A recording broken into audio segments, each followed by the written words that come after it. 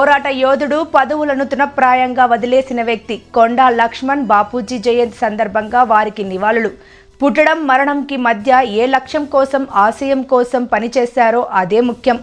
జనం కోసం పుట్టి జనం కోసం మరణిస్తే జననాయకుడు అవుతారు. నిజాంకి వ్యతిరేకంగా పోరాటాలు చేశారు. ప్రత్యేక రాష్ట్రం కోసం అన్నని వర్గాల హక్కుల కోసం జీవితాన్ని ధారపోశారు. కొండా లక్ష్మణ్ బాపూజీ పోలీసు కేసులు, జైలు, పదవులు త్యాగం చేసి తెలంగాణ కోసం పోరాడిన వ్యక్తి. తెలంగాణ నిజమైన బాపూజీ కొండా లక్ష్మణ్ బాపూజీ. దేశం కోసం మహానీయులు గాంధీజీ సిద్ధాంతాలు మార్గంగా ఎంచుకొని పోరాడారు. ఎమ్మెల్యే, మంత్రి, డిప్యూటీ స్పీకర్గా ఎన్నో పదవులు చేశారు. అణగారిన వర్గాల గొంతుక, బడుగు బలహీన వర్గాల కోసం పోరాడిన మహానీయులు కొండా లక్ష్మణ్ బాపూజీ. వారి జయంతి అధికారికంగా నిర్వహించుకుంటున్న భవిష్యత్తులో కూడా ఇదే రకంగా ప్రముఖులు జయంతి వేడుకలను నిర్వహించుకుందాం.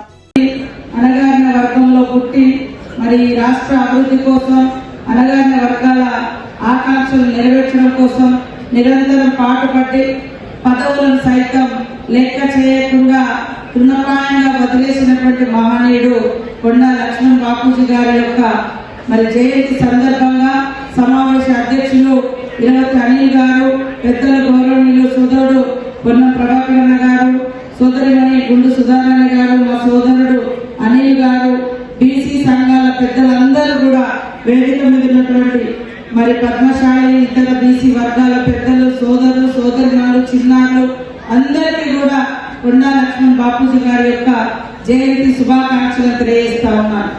ప్రతి పుట్టడం అనేది కామన్, గిట్టడం కూడా కామన్. కానీ పుట్టుకకు గిట్టుకకు మధ్య మరి భక్తుకు డెత్కు మధ్య ఉన్నటువంటి కాలాన్ని ఏ సమాజం కోసం, ఏ వర్గాల కోసం, ఏ లక్ష్యంతో, ఏ ఆశయాలతో పనిచేసిరు అనేది ముఖ్యం. అలా ఒక ప్రత్యేకమైనటువంటి వ్యక్తులకే ఇలా మనం జయంతులు, వర్ధంతులు, వారి మరణాంతం కూడా జరుపుకుంటాం.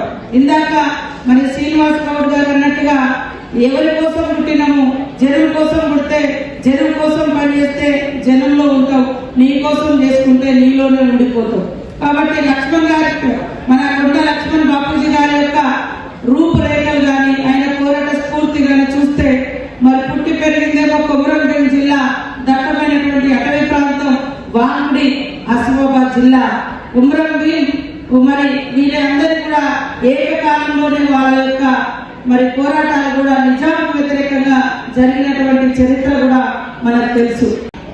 అయినా ప్రతి దశలో ఎక్కడుంటే అక్కడ ఒక పోరాటం, కేసులు, జైలు, పదవి త్యాగాలు, ఇలా లాస్ట్ వరకు ఆయన మరి తెలంగాణ ఉద్యమంలో ఇల్లును సైతం ఇచ్చి పదవులను సైతం వదిలేసి తెలంగాణ వచ్చేంత వరకు కూడా పదవులు తీసుకోకుండా, ఆస్తుల కోసం, పదవుల కోసం ఆరాటపడకుండా త్యాగం చేసినటువంటి మహనీయుడు తెలంగాణకు నిజమైన బాపూజీ అని మనం అనుకోవాల్సిన అవసరం ఉంది.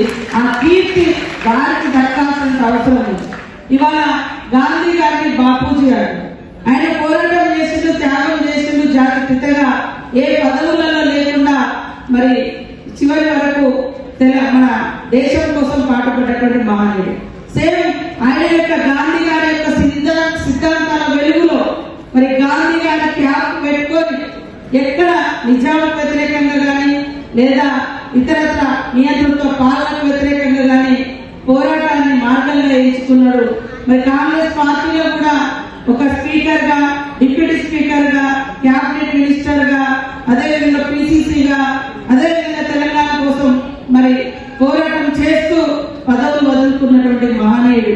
కాబట్టి వారి యొక్క జీవితం మనందరికీ స్ఫూర్తి.